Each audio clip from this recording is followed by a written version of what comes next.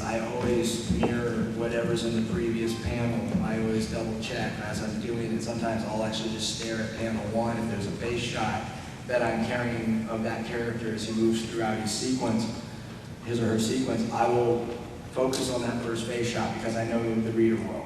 So I will keep referring back, and then I'll check myself, like, does he look like that? A lot of times with the boys, when you see the early boys breakdowns, the hardest two people I had trouble like really locking down was Butcher. Was really hard, and still kind of is my most challenging because he's got a subtle expression that, you know, he doesn't show a lot of outward emotion, so you got to really convey things by how he stands and the little tweaks and quirks in his face. So I often find myself referencing whatever I've done on the page as I move forward into other panels. That's the best way to make sure you have a consistency there. But again, it's like getting your models down before you start drawing is a good way to do it too. Are there any first step questions? Okay, down here. Can you talk a little bit about balancing reality and fantasy when composing stories? Like, I know you have a real practical, realistic approach, which I like, but Grant Morrison said something yesterday that really opened my mind. He said, this isn't reality, this is a fantasy world. Right. But sometimes that fantasy takes it to corny. So how do you balance that? So how do you maintain the balance of realism and fantasy in your visualizations and comics? I think of it as, you know, again, it depends on what your reality is supposed to be. I mean, obviously Grant Morrison is an authority on taking me out of reality. Yeah. But I would say, I remember being on a panel years ago when I was just getting in and, you know, getting to be on panels with people like Mark Wade and Kurt Busiek, who I deeply like and respect. And they got into a kerfuffle about Superman and two different takes, and like I got a chance to speak sitting between the two of them. And I went, I want comics to be those characters. I want to reach out, grab them, and pull them into reality. I want to pull them into my reality. I don't want to be pulled out of my reality into theirs. I always have a longing to do the opposite, and I think you get better stories from that. And boy, did I get my ass handed.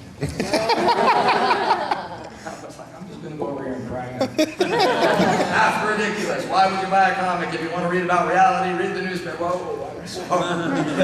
But that's the way I see things. I like very much I like to believe, as a little kid, I'll tell you what, this is sort of an anecdote about my childhood and my path to being an artist in the comic business. But when I was a boy, one of the first real validating things that ever happened to me is to say, hey, you know, maybe you got a future in this, was I entered a post-cereal contest. You could either win a trip to Hawaii, or you could win a 10-speed bike, or, you know, a lot of boxes of cereal, I think was the third one. But, and the thing was, sorry guys, this is going to get annoying, my pencil was decided it only wants to be wood now, so I have to, see, look at that. Product. Okay, so I actually entered the contest and drew myself, the contest was draw yourself having breakfast with a superhero. I think it was specifically DC, I can't quite remember. But I said, so I drew myself with Green Lantern, and I had Green Lantern like making the table with all the chairs and then the stuff for breakfast, and he was eating Sugar Smacks. And in a kitchen that didn't look anything like mine. I don't know why, I was like 8, you know. And but I was really surprised when, and I sent it in, and I was all, you know, happy that I thought I'd done a good job on the drawing, and I got a bike. Wow. My 8-year-old self thinks. Yeah. So I got a bike, and then a couple years later, I entered another one, and I got another bike. I got 2 bikes from Post Cereal. Thank you, Post Cereal.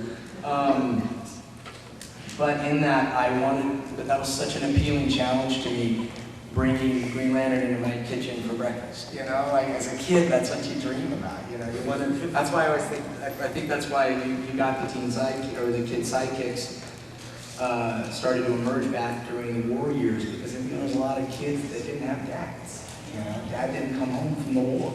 So a lot of kids with single moms, and boy, your dad, he was this hero that died overseas.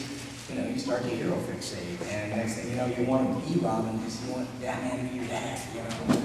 And it was I had a great dad, by the way, so don't feel sorry for me for that. It sounds like I was exposing something there. My dad was awesome. He's the reason I draw comics today.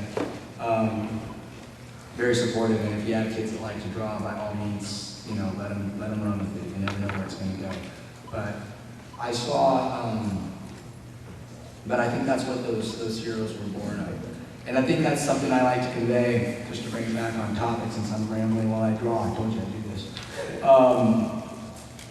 To bring it back on topic, when I draw those teen sidekick characters, I like to put that adoration on them. I like to see them aping the pose of the man next to them. I like to, you know, especially if they're under 15, because I see a lot of that, you know, like kids trying to be bigger than they are, and if that was actually your job, you're, you know, going to go throw a boomerang at the Joker, you might, you know, you're going to have some balls, and it's going to reflect in like, hey, I'm invincible, I'm tougher than I am. And, you know, so you try to bring that into the body language so you don't have, again, the three poses.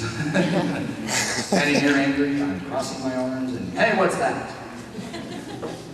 Is that a question or that? Okay, yeah.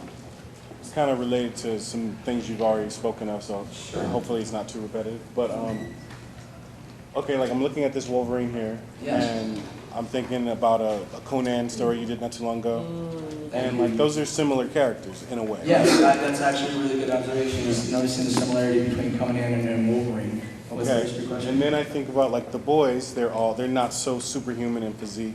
So like when you sit and design what you're gonna draw, like do you do a turnaround, or what's the way that you, like I said, it's kind of related to similar to earlier questions, but how do you stay on model? Like do you set up like your, you know what I'm saying? No, like, no, I think I am following you, and Yeah. I think that does go into a different area we didn't cover. His question is like, how do I stay on model during the process? Yeah. Yeah, that's a good one. I actually, if you've ever been on my Facebook page, I did a little photo tour of my studio. You'll see that I'm a massive nerd, and I'm surrounded by a gazillion action figures. And the better the anatomy and the articulation is, the more I want them around me while I draw.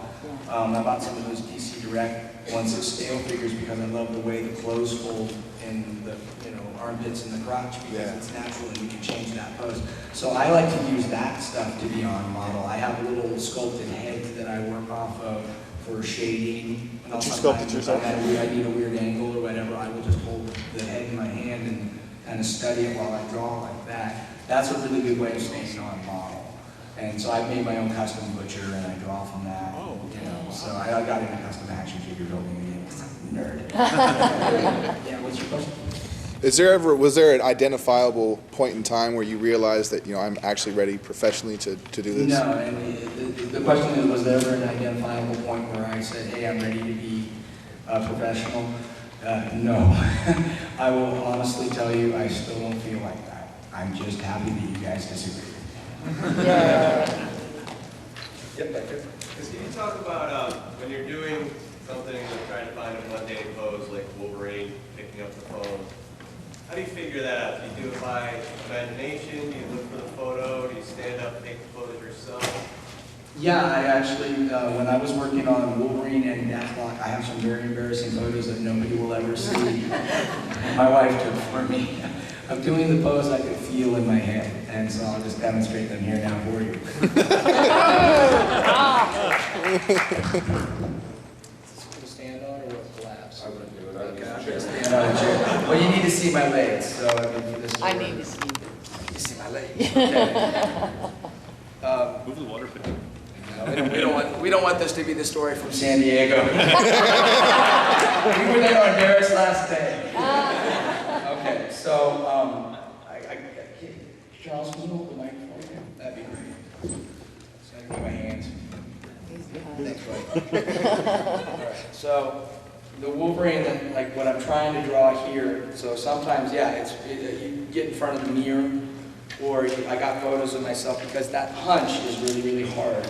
But I always think that that's the weight on him. I'll try to say this in line. I think that's the weight on him as he. This is Cyclops in my brain, but Cyclops is more like this. He's very sure and constrained. Where Wolverine doesn't care. So I always see that kind of relaxed hunch, and that hanging shoulder is hard to get, but I think he's got these extra things in his forearms, right? That would kind of just, like having a couple of dumbbells in your hand all the time. Huh. You know, a little monkey-like, but he's got dignity and nobility, so the monkey wouldn't come through, but he would not, he's old, he's over 100. So he, you know, have you ever seen old people standing around? They don't look like this.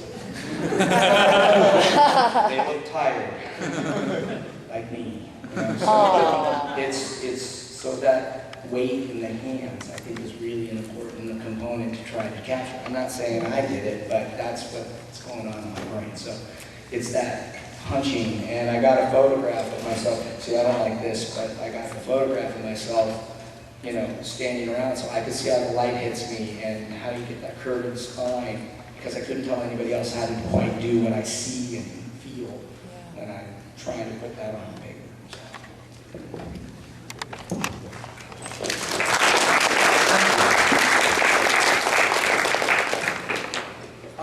So I'm going to go back to this gentleman's question about Conan versus Wolverine. I think that's a really cool observation. I